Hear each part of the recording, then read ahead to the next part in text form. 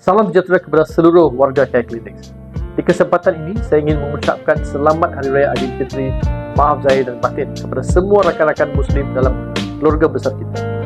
Sepanjang Ramadan, kita tidak pernah berhenti. Kita terus berkhidmat, terus memberi yang terbaik, walaupun dalam keadaan sibuk dan mencabar. Dan itulah yang membezakan.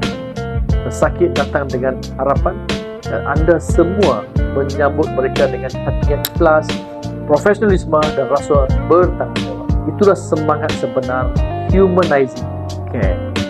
Sebagai sebuah organisasi, kita mungkin bercakap tentang pertumbuhan, inovasi dan strategi.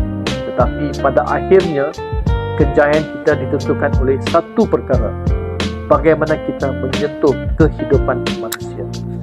Dan setiap hari, anda melakukannya. Saya amat berbangga dengan semangat, disiplin dan nilai yang kita pegang bersama. Semoga Aidilfitri ini membawa kegembiraan, ketenangan dan tenaga baru untuk kita terus maju, memimpin dengan ikhlas dan berkhidmat dengan penuh kisah. Selamat Hari Raya. Terima kasih kerana menjadi kekuatan Care Clinics.